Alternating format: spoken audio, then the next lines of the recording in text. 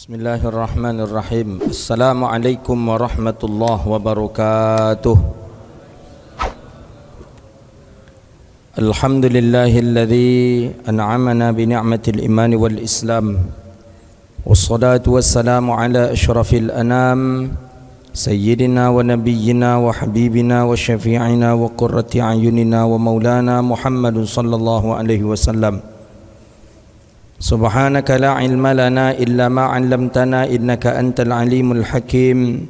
Rabbi yassir wa la tu'assir ya Rabbi tammim bi khair. Allahumma salli ala sayyidina Muhammadin al-Fatih lima ughliqa wal khatim lima sabaqa nasiril haqqi bil haqqi wal hadi ila siratikal mustaqim. Sallallahu alaihi wa ala alihi wa sahbihi haqqa qadrihi wa miqdarihil azim. Allahumma faqihna fid din wa 'allimna ta'wil wahdina ila siratikal mustaqim.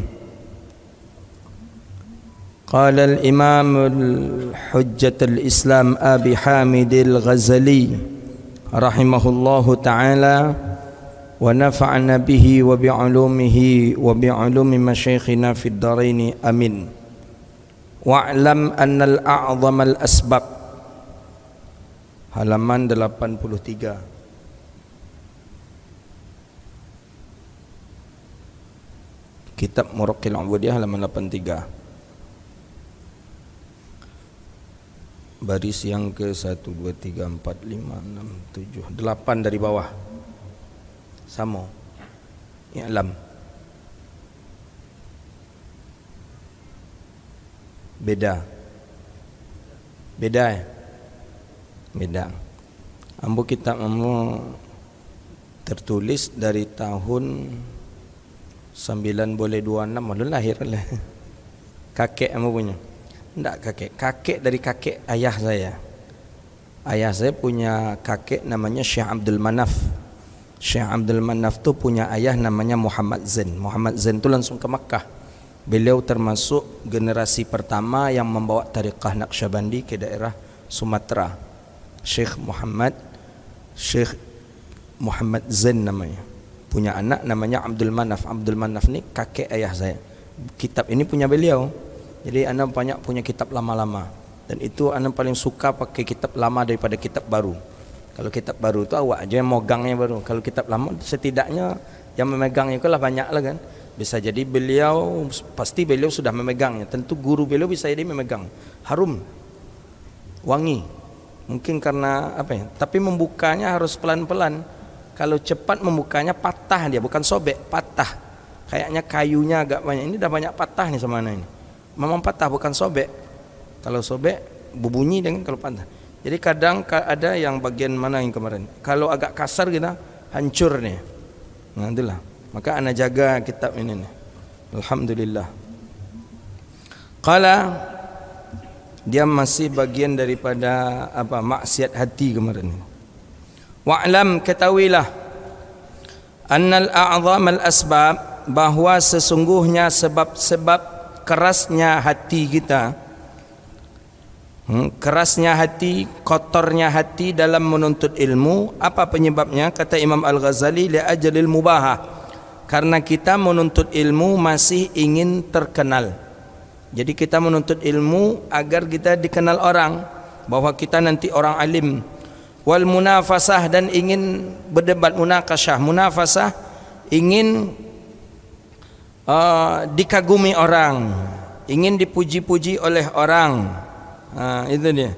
Ingin dipuji-puji oleh orang, dan kebanyakan penyakit ini penyakit yang dialami bukan oleh orang awam, tapi penyakit ini dialami kebanyakan oleh orang yang berilmu.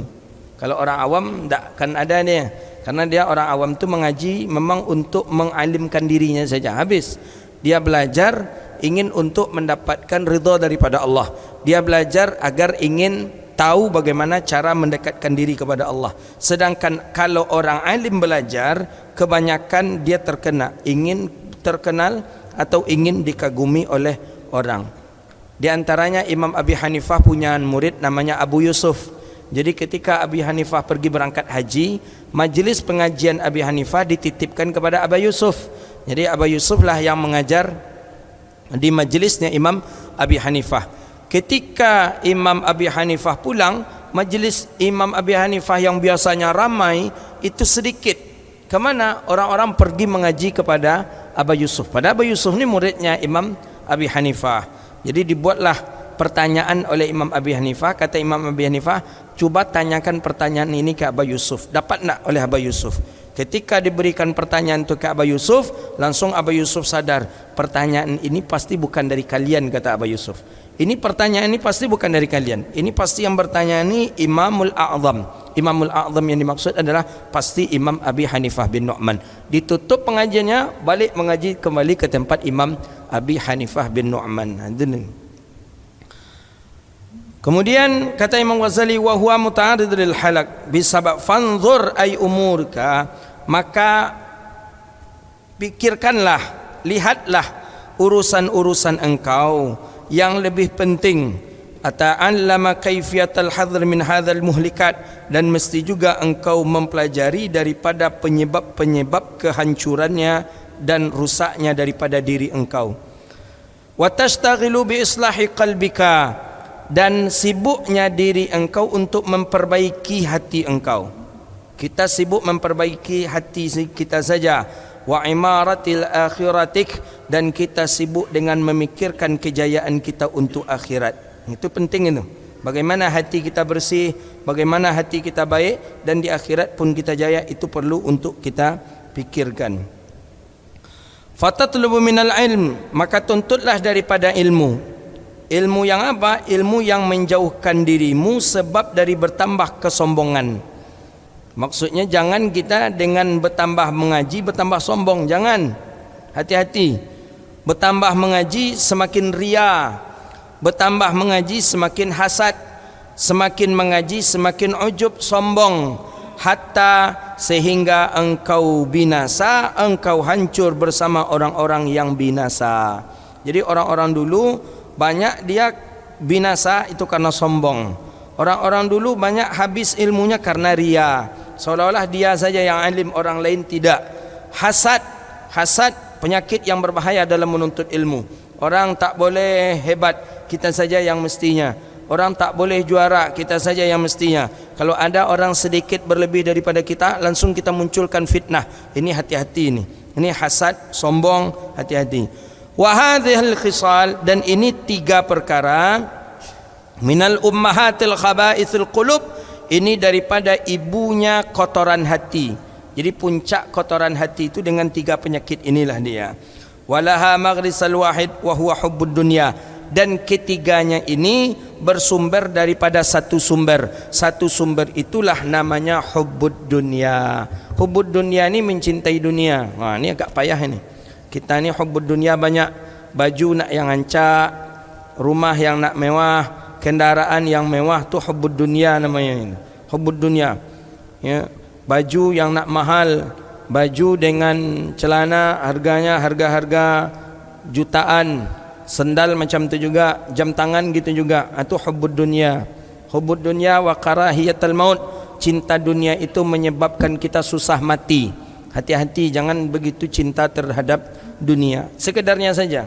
Siapa yang tak cinta dunia? Cinta, tapi jangan terlampau berlebihan, biasa-biasa saja. Kata Nabi SAW, hubbud dunya ra'su kulli khati'ah. Cinta dunia itu pemula, atau cinta dunia itu ujung daripada setiap kejahatan.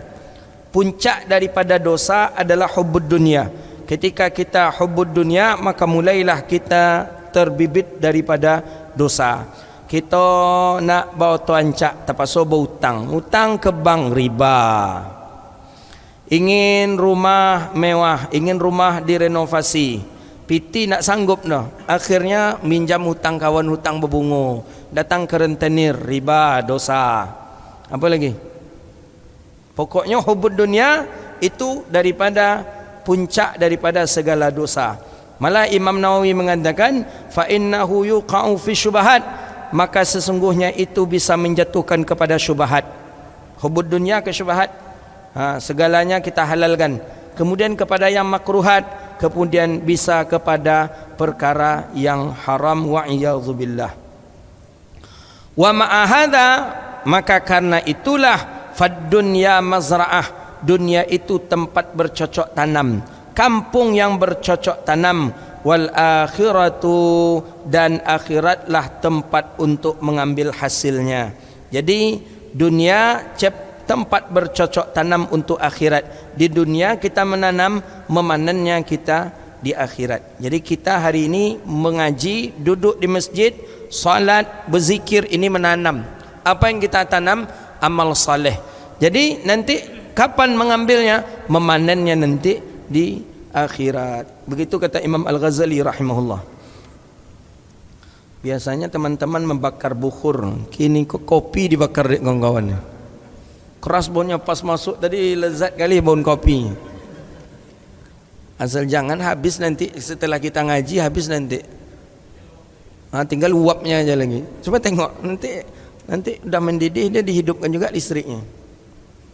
Awak arok juga minum kopi itu siap pengajian. Rupanya enggak. Kopi itu minuman orang-orang saleh. Rugi kalau antum kalau tak mau kopi. Orang-orang saleh kita baca ya minum kopi. Sehingga banyak ulama-ulama dulu mengarang kitab tentang kopi. Ada namanya Tuhfatul Ikhwan fi Ahkamis Syarabal Qahwah wad Dukhan. Ada kitab satu membicarakan tentang kehebatan minum kopi. Banyak ulama-ulama, Syekh Yasin juga ada mengarang, banyak para ulama mengarang. Kalau tak salah Imam Suyuti juga mengarang kitab tentang kehebatan kopi itu. Gitu. Jadi pernah saya dulu waktu balik dari Mesir, jalan-jalan ke UIN. Di UIN waktu itu pembantu dekan Ustadz almarhum Dr. Nasaruddin, senior kami di Darussalam. Jadi dibawa makan ke kantin. Jadi makan ke kantin, minum. Jadi beliau mesan kopi. Ana waktu itu mesannya teh aja. Udah teh katanya. Jadi kata beliau sambil menghisap kopi, memang lama kopi gua katanya. Iya Ustaz nak mencuba teh, letan tu daangnya. Teh tu minum orang bencong tu katanya. Itu kata beliau almarhum Ustaz Nasaruddin. Orang bencong minum teh tu. Kalau orang bagak tu minum kopi. Ansu-ansu lah kopi tadi, anjak lagi yang ke kawan, angkula minum kopi dan angkula minum teh dan kopi aja lah kan. Ini itu kan bahasa beliau. Bahasa beliau saja. Beliau merokok, ngopi. Orang merokok memang dengan kopi itu cocoknya. Jadi balik kita, fad dunya mazra'atul akhirah. Jadi dunia itu mazra'atul akhirah. Dunia ini untuk bercocok tanam, nak kita ambil nanti di akhirat. Tapi kata Imam Al-Ghazali rahimahullah, faman akhadha minad dunya, siapa yang mengambil dunia, sesuatu daripada dunia tapi dengan ukuran darurat, ukuran hajat saja, sekedar keperluan saja, la yasta'inu biha, maka membantu biha dengannya dunia. Akan kita terbantu kita dengan dunia. Maksudnya sekedar darurat itu apa? Untuk makan, untuk anak sekolah, untuk kuat nanti ibadah, untuk bisa datang pergi mengaji, bisa salat berjamaah. Itu kan sekedar kebutuhan hajat kita saja. Maka dunia akan terbantu bagi diri kita. Tidak apa-apa, itu maksudnya. Jadi sekedar untuk kebutuhan hajat saja. Tapi kalau dia mengambil dunia untuk kekayaannya dan dia bersenang-senang untuk dengan dunia tadi, famuhlikat, maka dunia itu akan membinasakan kita. Ya, Imam Ghazali sudah mengajarkan kita. Jadi kalau kita ingin baik di dunia ini, ambil dunia ini sekedar kebutuhan saja. Kebutuhan, cari uang untuk nafkah anak, untuk bisa menafkahi anak, nafkahi istri, bisa sekolah anak, ya, bisa lo sekolah bini awak balik. Itu kan sekedar hajat saja, kebutuhan hajat, tak apa-apa. Tapi waman adrakat dunya liyatana'amu biha fad dunya muhlikat. Maka apabila seseorang mengambil dunia untuk dinikmatinya, berlebih-lebihan dia dengan dunia, maka dunia akan membinasakannya. Hati-hati kita. Ya, maka hati-hati, sekedarnya saja. Memang kita lihat orang-orang kaya itu banyak juga yang binasa.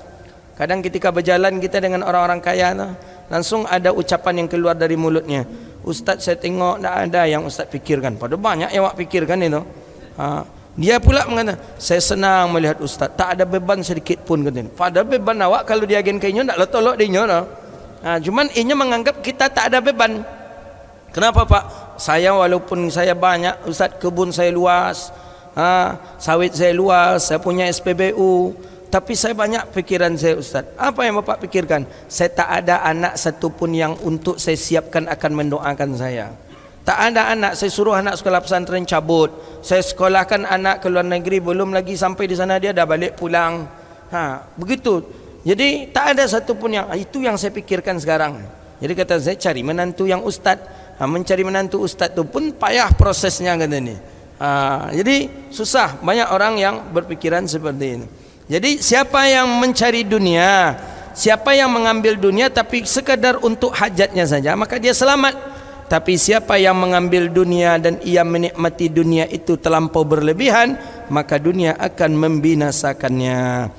Maka kata ba'duhum, kata Imam Nawawi, talabul kasb, menuntut mencari kerja, mencari usaha itu sesuatu yang dibolehkan. Malah Imam Nawawi mengatakan ada 4 jenis dalam mencari usaha, mencari rezeki. Pertama, ada hukumnya wajib. Ini agak berbeda dengan syarahan kita sebelumnya. Mencari usaha, bekerja itu wajib, fardu. Pertama, siapa dia? Kasbul aqalul kifayah li nafsihi wa iyalihi wa dinih. Orang yang mencari usaha, orang yang berusaha, tapi itu untuk menghidupkan dirinya sendiri, keluarganya dan agamanya, maka mencari usaha baginya hukumnya wajib. Itu pertama. Jadi kita bekerja untuk apa Bapak-bapak? Kita bekerja untuk menafkahi diri, untuk menafkahi anak dan istri, untuk agama. Berarti pekerjaan kita hukumnya wajib. Itu pertama. Kedua, kata Imam Nawawi, ada hukum mencari kerja ini hukumnya sunnah. Mana dia sunnah? Wa huwa zaidun ala dhalik, agak berlebih daripada itu sedikit. Mana? Liusibihal faqir, kita bekerja supaya kita bisa membantu orang fakir. Masya Allah. Au yasilu bihi rahmah, atau bisa kita memberikan bantuan kepada para janda, bisa memberikan kasih sayang kepada orang-orang yang abid, atau membantu ustaz dalam membantu ustaz-ustaz atau para ulama. Maka ini mencari usaha, mencari rezeki, bekerja, itu hukumnya sunnah. Saya banyak dulu mendapat cerita dari para masyaikh kita. Dulu kenapa para ulama tu belajar enak? Karena sudah ada yang membiayainya. Ada orang kaya yang membiayai. Jadi kata orang kaya ni, Tuan tak usah pikirkan nanti apa usaha Tuan. Tak usah nanti Tuan mencari bantuan ke mana-mana. Tak usah Tuan nanti minta proposal sana sini. Saya biayai Tuan agar Tuan belajar. Selama belajar saya kirim terus tiap bulan kepada Tuan. Begitu Imam Abi Hanifah kita kenal begitu, Imam Nawawi, banyak ulama-ulama begitu juga. Sampai hari ini masih ada ulama yang dibuat oleh penguasa orang kaya yang seperti itu. Ini orang kaya betul-betul orang kaya yang dermawan lah begitu. Saya sampai hari ini punya salah seorang guru, ya kiai kita, itu setiap bulan itu ada yang mentransfer ke rekening beliau itu 100 juta setiap bulan. Makanya beliau betah di pondok, ngajar saja. Pembangunan lancar karena ada orang kaya yang sudah diniatkan itu memberi 100 juta tiap bulannya, 100 juta tiap bulan. Itu sudah berjalan hampir 10 tahun sampai hari ini. Wah, itu nih. Jadi kiai tadi tak perlu memikirkan untuk apa lah buat PT lokal, asrama lah buat. Jadi mengajar iyo juga, mencari PT iyo juga. Jadi tak fokus dia kiai tadi. Tapi kalau sudah ada orang kaya yang seperti itu, dia fokus saja dia lagi. Gitu. Kita menunggu orang macam tu lah doa enak. Payah kalau tu. Jadi ada. Sampai hari ini beliau curhat ke saya. Ustaz mungkin agak bingung kan kata dia. Saya tidak ada bekerja, jualan pun tak ada lagi, kebun pun saya tak punya, tapi kami masih bisa membangun asrama, kami bangun lokal, kami bangun balai-balai pendopo, kami bangun. Tahu Ustaz dari mana? Enggak, saya ada muhsinin, katanya. Muhsinin itu orang yang baik, orang kaya dermawan yang setiap bulannya mengirim uang 100 juta terus setiap bulan rutin, dan itu tak pernah di auditnya. Jadi pernah suatu ketika ada orang yang menyampaikan fitnah ke beliau bahwa kiai itu salah guna uang itu oleh kiai itu. Jadi datanglah orang kaya tadi ingin mengaudit. Langsung kiai tadi menyampaikan, mulai hari ini tak usah engkau kasih uang yang engkau kirim kepada kami. Cukuplah kalau memang engkau akan mengaudit kami. Kalau engkau sudah bersedekah kepada pesantren, engkau yakinlah bahwa Allah pun akan memberikan sesuatu kepada engkau. Tapi kalau engkau mulai mencurigai pesantren, berarti sudah ada niat yang tak elok daripada hati engkau. Mulai hari ini mohon engkau hentikan bantuan itu kepada kami. Ternyata dengan kiai tadi mengucapkan seperti itu, justru bertambah yakin dia. Enggak kiai, saya tak akan mengaudit, tetap akan saya kirim kepada kiai 100 juta dalam setiap bulannya sampai hari ini. Itu dia. Ya, dengan ulama kalau lah curiga itulah gawat ini. Enggak kan mungkin pula, kecuali kalau ulama tadi bertukar-tukar aja mobilnya dalam 3 bulan tu wajar. 3 bulan kau Pajero, 3 bulan besok lah nampaklah dah Alphard. Siap tu begitu ganti pula juga Camry. Tu perlu kita curiga itu. Tapi kalau Innova buruk taruh aja nya pakai, nak perlu curiga. Itu pun dipinjaman orang curiga aja tu, ada parah. Ya. Kalau Avanza taruh aja nya mobil Pak Imam tu nak perlu curiga. Ya. Tapi kalau betul ganti-ganti mobilnya tu baru curiga. Ya. Fad dunya mazra'atun. Jadi pertama tadi ada yang wajib mencari nafkah. Kedua ada sunnah mencari nafkah. Mana mencari nafkah yang sunnah? Apabila mencari nafkah itu terselip niat di hati kita, aku mencari nafkah ini untuk membantu fakir, aku mencari nafkah ini untuk bisa membantu para janda, untuk menyekolahkan anak yatim, maka mencari nafkah itu naik darjat kepada hukumnya sunnah. Sunnah berarti dapat pahala ketika dia mencari nafkah. Atau daripada membantu ulama, atau membantu ustaz, atau membantu pesantren, itu hukumnya sunnah itu. Dan wal mubah, ada mencari rezeki, mencari kerja, bekerja itu hukumnya mubah, boleh. Mana dia? Orang yang bekerja lebihan daripada sedemikian, tapi untuk sekedar menghias dirinya saja. Ya, sekedar untuk menghias lah gitu. Ada juga untuk menghilangkan fitnah. Ini orang kaya, tapi kayanya kaya daripada harta warisan, tapi tak ada nampak. Maka dia dianjurkan juga untuk menampakkan kekayaannya tadi. Itu hukumnya mubah tadi. Dan ada lagi bekerja tadi hukumnya haram. Na'udzubillah. Bekerja tapi dapat dosa, mencari nafkah tapi dapat dosa. Mana dia? Wa kasbu ma amkana litakatsura wa tafakhura ay ida'a'ul 'azma wa syaraf. Orang-orang yang berusaha untuk mengumpul-ngumpulkan harta, kemudian berbangga-bangga ia dengan harta tadi. Saya banyak mobil saya ni, mobil saya 5, kebun saya luas, emas saya banyak. Untuk dikumpul-kumpulkan harta, kemudian dia berbangga-bangga dengan harta itu, maka berusaha mencari kerja, mencari nafkah seperti itu hukumnya haram. Hati-hati kita.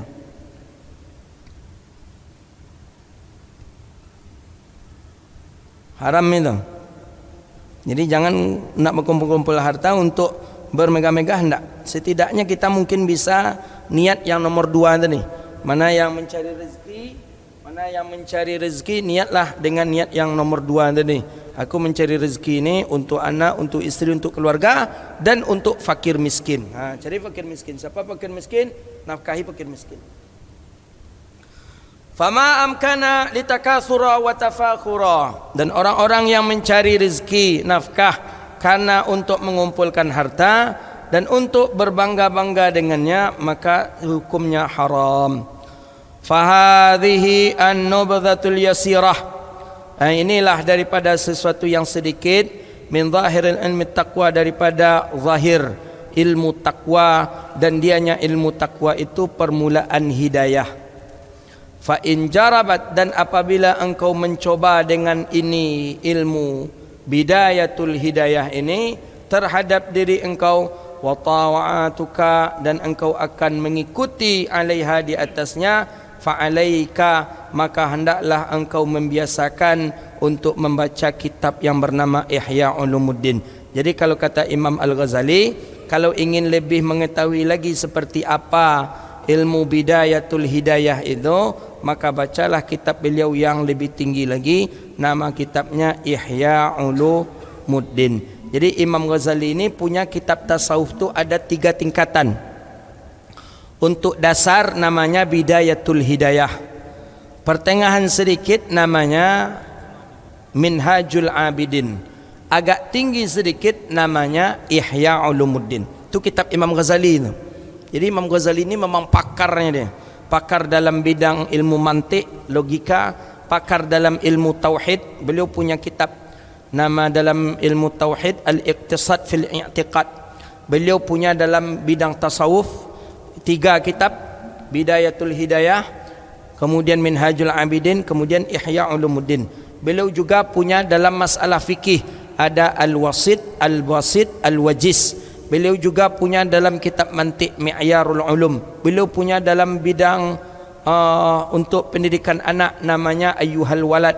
Beliau punya banyak kitab. Maka Imam Ghazali ini alim. Maka orang yang menghina Imam Ghazali itu kebanyakan orang bongak, orang bodoh, tak tahu bagaimana kedalamannya Imam Ghazali ilmunya. Dia hina orang yang banyak ilmunya, lautan ilmu. Itulah dia Imam Al-Ghazali rahimahullah. Saya dapat cerita di Mekah di rumah Syekh Muhammad Ismail Zain ketika mengaji di rumah beliau di Rusaifah. Jadi ketika kitab Ihya Ulumuddin dahulunya dirobek-robek oleh orang, dibakar kitab Ihya, dibakar, dirobek-robek kitab Ihya, karena tuduhan mereka dalam Ihya banyak hadis maudhu', dalam Ihya banyak hadis palsu, dan banyak kurafat dalam Ihya. Dibakar, dirobek-robek. Ketika setelah dibakar, dirobek-robek itu, malamnya yang merobek tadi ulama besar juga, ulama besar, ulama terkemuka juga. Bermimpi beliau, bermimpi disidang oleh Rasulullah dalam sebuah persidangan majelis. Dihadirkan Imam Ghazali, dihadirkan yang merobek-robek, yang membakar tadi ulama besar. Sebagai hakimnya Rasulullah. Kata Nabi kepada Imam Ghazali, betulkah karanganmu Ihya Ulumuddin? Betul ya Rasulullah. Kemudian kata Nabi kepada yang merobek, kenapa engkau merobeknya, kenapa engkau membakarnya?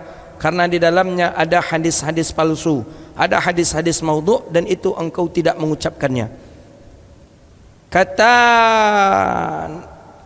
langsung Nabi jawab, betul itu Ihya Ulumuddin? Iya. Ditanya lagi oleh Rasulullah, mana hadis-hadis yang tak pernah aku meriwayatkannya, yang tidak pernah aku ucapkan? Kata si yang membakar tadi, hadis ini. Kata Nabi, seluruh hadis yang engkau baca adalah pernah aku menjelaskan dan pernah aku mengucapkan. Akhirnya bagaimana? Terhakimilah si yang membakar tadi, dicambuk yang membakar tadi.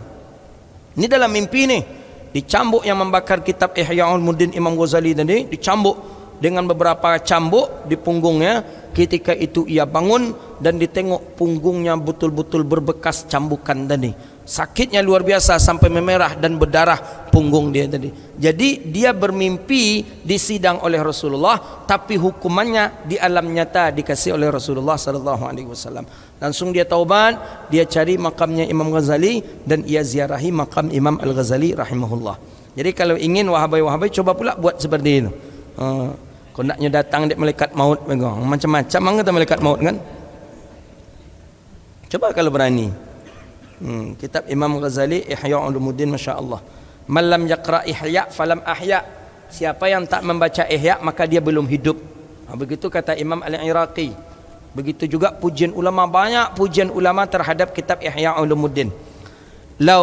Jikalau seandainya boleh membaca selain Al-Fatihah di dalam solat, maka Ihya Ulumuddin lah yang akan dibaca. Begitu dia.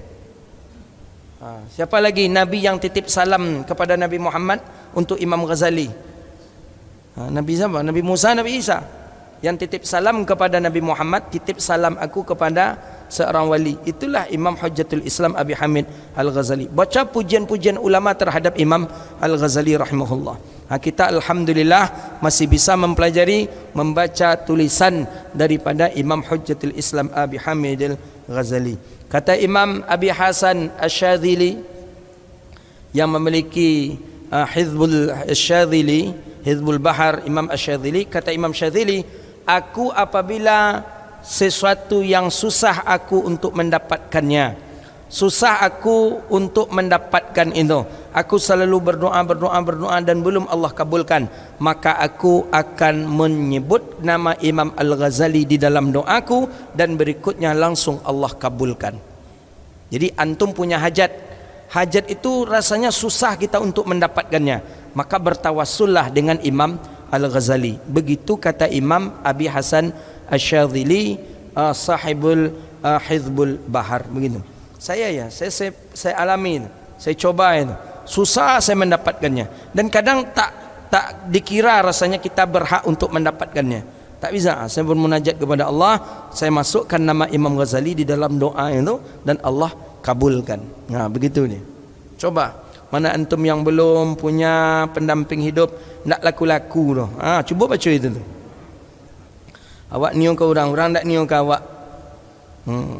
Orang niung ke awak pula nak niung ke orang. Cuba baca doa tu dalam nama.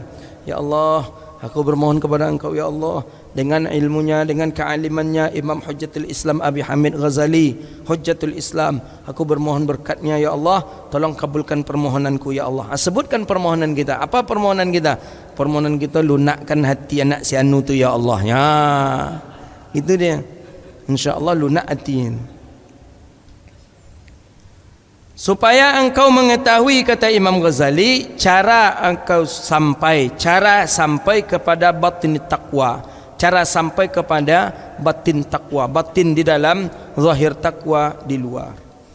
Fa idza amarta bit taqwa batin qalbak, fa inda dzalika tarfa'ul hijab bainaka wa baina rabbik. Kalau engkau sudah sampai kepada batin takwa tadi, maka antara engkau dengan Allah tidak ada lagi antara. Wa takshifa lakal anwarul ma'arif, dan akan terbuka bagi engkau daripada cahaya-cahaya ma'rifat. Wa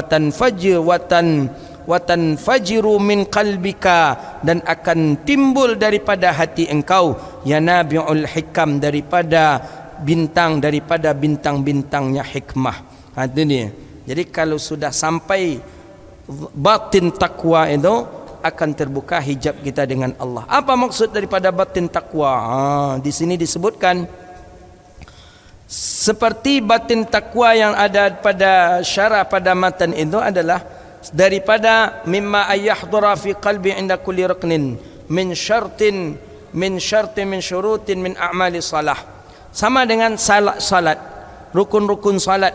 Baru kita tahu bahawa batin takwa itu masuk ke dalam dada kita, seperti kita mendengarkan suara azan, hadir hati kita. Orang azan Allahu Akbar, Allahu Akbar, hati kita hadir. Apa kehadiran hati kita? Kita berpikir, ini baru panggilan di dunia. Bagaimana dengan panggilan nanti di hari kiamat? Bagaimana nanti kalau dipanggil di hari kiamat?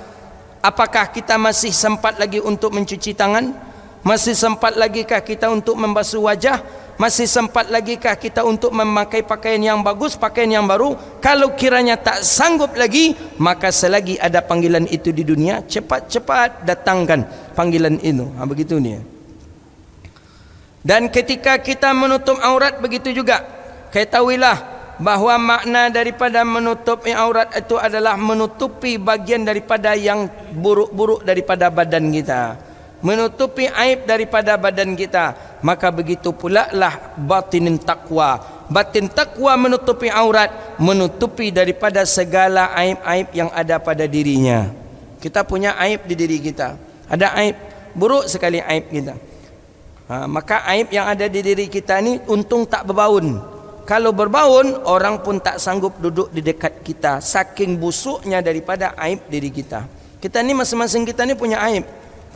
Maka jangan kita untuk mengatakan orang punya aib tapi kita tidak punya aib. Maka oleh karena itu apa kata Imam Athaillah Iskandari? Apa kata beliau? Sibukkanlah dirimu untuk mengenal aib dirimu dan jangan kamu memutar atau mengkaji aib orang. Dalam arti kata, berburuk sangkalah engkau kepada diri engkau dan berbaik sangkalah engkau kepada orang lain. Itu dia. Kepada orang lain berbaik sangka kita. Kalau kepada diri kita tak apa-apa berburuk sangka. Lebih bagus kita untuk berburuk sangka kepada diri kita. Dan begitu juga ketika seseorang menghadap kiblat, fahuwa sarfu zahir wajhika an sairil jihad, bahwa kita mempalingkan wajah kita daripada segala arah. Kita cukup arah kita kepada arah Baitullah, kepada Allah. Falyakun wajhu qalbika ma'a wajhi badanika, maka sama wajah hati dengan wajahnya yang ada di hadapan kita. Jadi hati menghadap ke Baitullah, muka pun menghadap ke Baitullah. Begitu dia. Maka kata orang tasawuf apa? Kiblat tu ada 3 katanya. Kata orang tasawuf. Kalau kata orang fikih, kiblat tu cuman Kaabah saja. Tapi kalau menurut orang tasawuf, kiblat tu ada 3. Kiblat mata ke sajadah. Jadi ketika salat, mata menghadap ke sajadah, memandang ke sajadah. Karena kiblat mata sajadah. Kiblat badan ke Ka'batullah, Ka'bah. Badan mesti harus dihadapkan ke arah Ka'bah. Dan kiblat hati ke ma'rifatullah. Itu kiblat. Jadi kiblatnya orang tasawuf 3. Kiblat mata ke sajadah, kiblat badan ke Ka'bah, kiblat hati ke ma'rifatullah. Apa maksud ma'rifatullah? Seolah-olah kita diawasi dan ditilik oleh Allah. Kita merasa diri kita dipandang oleh Allah. Kemanapun kita merasa diawasi oleh Allah. Itulah yang disebut dengan muraqabah. Kalau orang fikih, kiblat itu satu saja, kiblatnya Ka'bah. Itu orang fikih. Tapi kalau sudah naik sedikit ke makam tasawuf, kiblat itu menjadi 3. Kiblat mata ke sajadah, kiblat badan ke Ka'bah, kiblat hati ke ma'rifatullah. Begitu dia. Maka kalau orang sufi itu memandang banyak ke bawah, banyak memandang. Malah orang-orang sufi tadi tak mau dia memandang ke atas, dia banyak memandang ke bawah. Sehingga dia banyak memandang ke jarinya, banyak memandang ke tumitnya. Ada yang memandang ke tumit itu sampai berjalan. Tak mau dia menganggap ke atas. Kenapa? Karena pandangan mata itu tetap bahwa kiblatnya adalah tempat sujud atau ke bawah. Begitu ni. Awak mano ya, dia nampak le ya, ancak je le mandang lah, mu mandang. Begitu ni. Kemudian kata Imam Al-Ghazali rahimahullahu taala, jadi kalau sudah timbul cahaya-cahaya makrifat, maka timbul pula lah daripada hati kita bintang-bintang hikmah. Wa tattadahu lakal asrar, dan jelaslah bagi engkau rahasia-rahasia Allah, rahasia-rahasia malaikat wal malakut, wa yatayassaru laka minal ulum, dan akan mudah bagi engkau daripada ilmu-ilmu man tastahqir bihi, engkau berhajat dengan ilmu itu. Jadi kalau kita sudah dibukakan hijab kita oleh Allah, kita akan mudah menerima ilmu. Ilmu apapun, sepayah apapun ilmu, akan mudah kita untuk mendapatkan, karena kita sudah terbuka hijab kita dengan Allah. Wa hadzal ulumul muhdatsatu allati lam yakun laha dzikrun fi zamani sahabah radhiyallahu anhum wat tabi'in. Hadza wabillahi at-taufiq. Inilah dia. Jadi oleh karena itu, bersihkan hati kita, jangan sampai ria, jangan sampai sombong, jangan sampai angkuh dalam menuntut ilmu, karena itu menyebabkan rusak dan busuknya daripada hati kita.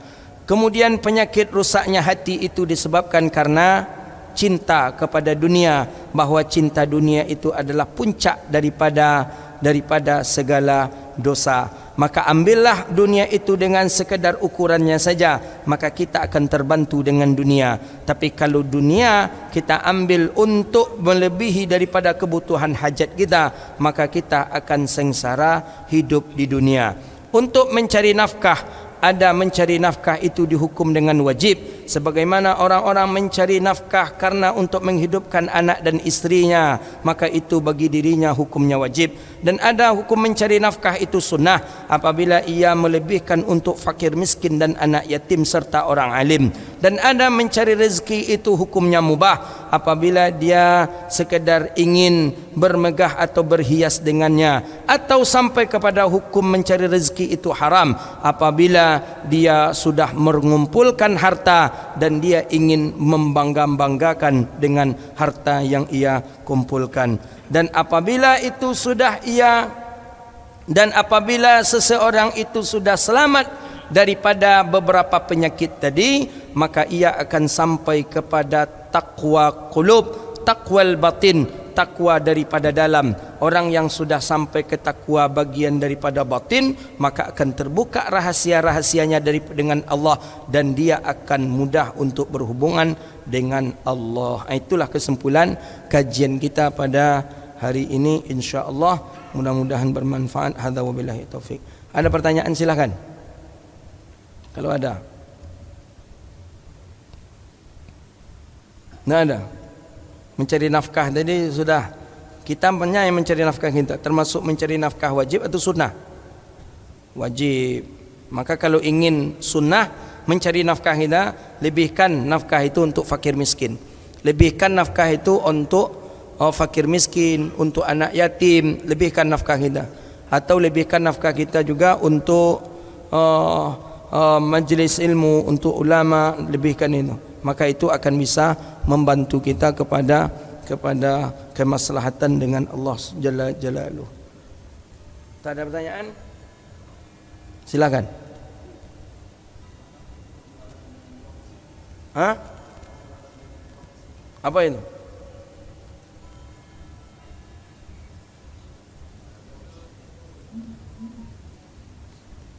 Aplikasi.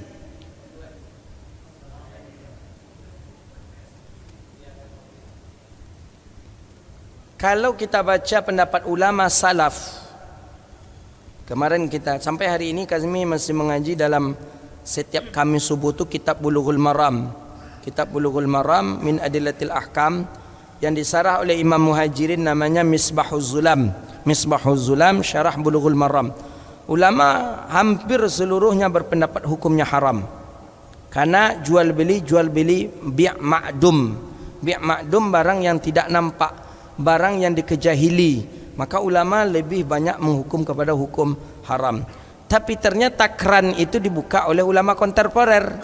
Hari ini ulama kontemporer membolehkan dengan dalil, dengan alasan maslahah.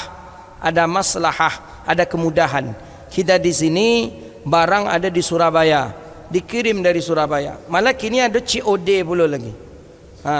Barang tiba baru dibayar. Jadi kebanyakan jual beli makdum, jual beli majhul, pasti ada yang dirugikan, pasti ada. Kadang tak sesuai nomor, kadang berbeda warna. Yang kita pilih warna putih, yang dikirimkannya warna krem. Yang kita pilih warna hitam, tapi yang dikirimnya warna coklat. Itu bagaimana? Ya bagaimana dengan jual beli kita saja sudah dilarang. Kita ingin melakukan, ya terimalah risikonya. Begitu. Saya dah berapa kali ini kena ini. Ya bagaimana lagi? Awak tahu juga kajinya itu haram, tapi dia mengambil pendapat ulama ada yang membolehkan, terkicu aja jadinya. Ada pendapat kan banyak, pendapat ulama muasir lah umumnya itu membolehkan itu. Tapi kita siap menanggung risiko. Nak nuntut ke mana? Nak dibalikkan tak mau. Nak dibalikkan butuh ongkir lagi. Jadi bagaimana konsekuensinya? Terima saja. Berdosa orang yang mengirim, berdosa kita pun yang berjual beli terkena dosa. Dah jelas itu dilarang awak karajuan jo. Tapi dek pendapat ada yang membolehkan. Kita mengambil pendapat yang membolehkan tadi. Syekh tadi itulah yang menyelamatkan awak besok. Kalau Syekh Google itulah yang menyelamatkan besok. Gitu dia. Kalau itu jual beli daripada jual beli online. Baik, silakan.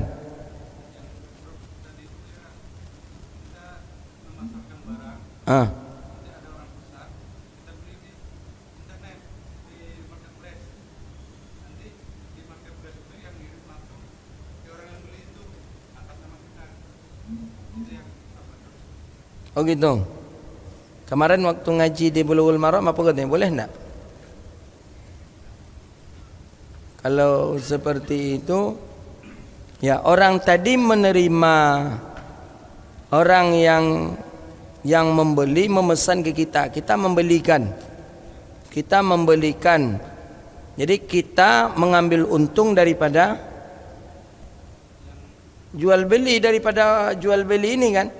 Ya tidak apa-apa. Boleh saja.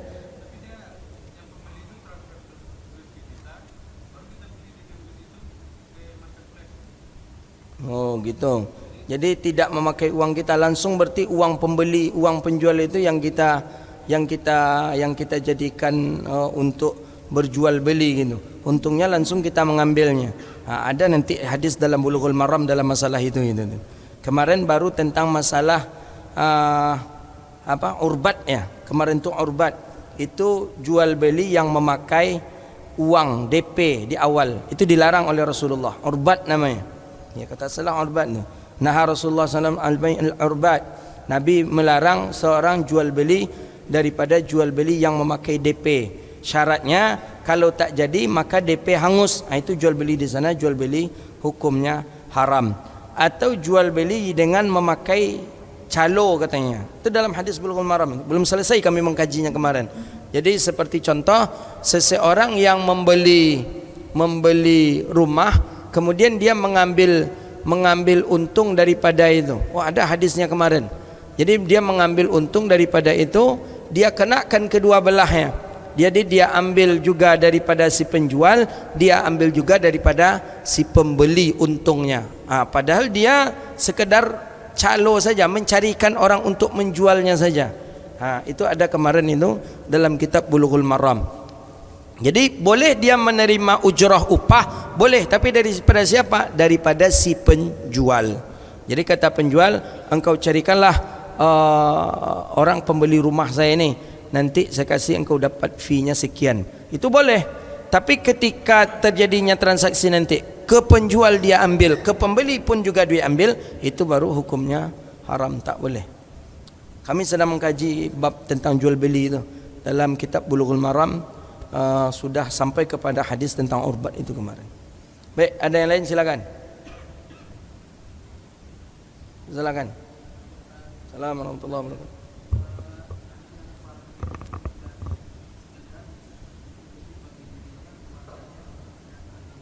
Ya. Ya bagi agamanya, dengan itu dia bisa salat. Dengan dia mencari nafkah, dia terbeli dia kain sarung. Dengan dia mencari rezeki, terbeli dia mukennah untuk istrinya. Alat-alat untuk salat kan untuk agama itu. Atau dengan dia mencari nafkah, dia bisa menafkahkan anaknya untuk sekolah pesantren untuk agama. Atau dengan dia berusaha, dia pun bisa berdakwah berjalan ke mana-mana untuk agama. Wajib berni. Gitu nih.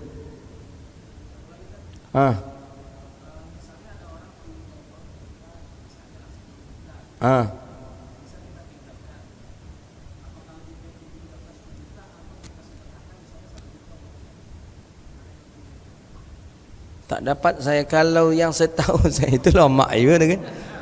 Pinjam 10 piti, jawab pinjam ke Pak Adam ke kanya pinjam piti 10 juta nyagi 9 juta ada piti kan. Tak jumpa kita kaedah seperti itu. Yang setahu kita justru disunahkan mengembalikan melebihi daripada pinjaman. Jadi umpamanya kita meminjamkan uang, Pak Adam saya pinjamkan uang 10 juta. Nanti Pak Adam membayar ke saya, Pak Adam lebihkan daripada 10 juta. Itu sunnah hukumnya itu. Sunnah hukumnya. Jadi dilebihkan umpamanya 11 juta mengembalikan ke saya. Itu sunnah hukumnya. Atau melebihkan kepada saya agak 10 juta 500 umpamanya. Itu sunnah. Sunnah kalau tidak disyaratkan. Tapi kalau disyaratkan hukumnya haram, riba tu. Okeylah, saya pinjamkan Pak Adam uang tapi nanti balikkan ke saya 10 juta 500 ya, itu haram hukumnya itu. Tapi kita pinjamkan dia kemudian dibalikkan dengan agak lebih, memang itu sunnah. Disunahkan membayar hutang itu dengan melebihkan, itu hukumnya sunnah. Tapi kalau yang seperti kebalikan tadi tak dapat pula saya dalam kajian kita itu. Gitu. Jadi ada kawan minjam piti kepada kita, Ustaz pinjam duit 10 juta Ustaz. Apakah afdalnya kita memberikannya lebih daripada 10 juta itu kita anggap itu sedekah? Enggak. Tidak jumpa kita. Tapi nanti kalau tidak terbayar oleh dia, terpaksalah kita ikhlaskan, ambil aja lah agak 1 juta kata kita. Itu begitu. Khair. Ada lagi? Tak ada. Alhamdulillah. Apa?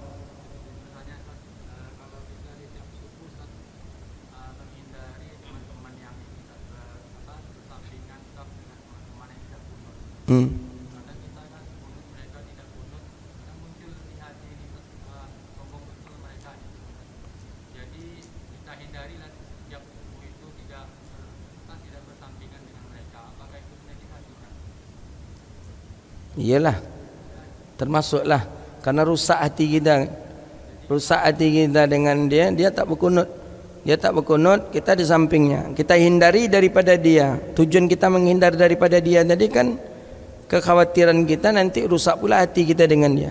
Santai saja, salat aja di samping dia, nanti imam berkunut, Allahumma hdina fi man hadait, amin, wa afina fi man afait, amin, wa tawallana fi man tawallait, amin.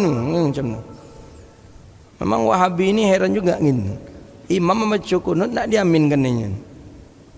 Imam membaca doa sedang dalam solat nak diaminkan. Tak pula menampung tangan. Karena memang agak apa kita kadang ada anak-anak tu di samping kita. Saya ada di Baitul Muktamar, anak-anak di samping itu. Imam kunut dia tak berkunut. Tu gawat itu tu. Sejelas tu orang berdoa. Amin. Menurut kami kunut tu bid'ah Ustaz. Ya. Walaupun itu bagian daripada khilafiyah ulama, tapi setidaknya kan sudah jelas bahwa mazhabnya makmum adalah mazhab imamnya. Jadi imam berkunut pula lah kita. Itu aja pakai kaedah jelas ini. Hadza wabillahi at-taufiq. Rabbana atina fid dunya hasanah wa fil akhirati hasanah wa qina adzabannar. Allahumma faqihna fid din wa 'allimna ta'wil wahdina ila siratikal mustaqim. Rabbana hab lana min ladunka rahmatan wa hayyi lana min amrina rasyada. Rabbana atina fid dunya hasanah wa fil akhirati hasanah wa qina adzabannar. Wa sallallahu ala nabiyyina Muhammadin wa ala alihi wa sahbihi ajma'in. Walhamdulillahi rabbil alamin. Sallallahu rabbuna ala nuril mubin. Sayyidil mursalin. Sallallahu rabbuna ala nuril mubin. Ahmad al-Mustafa Sayyidil mursalin wa ala alihi wa sahbihi ajma'in wa ala alihi wa sahbihi ajma'in. Walhamdulillahi rabbil alamin. Silakan. Ada snack?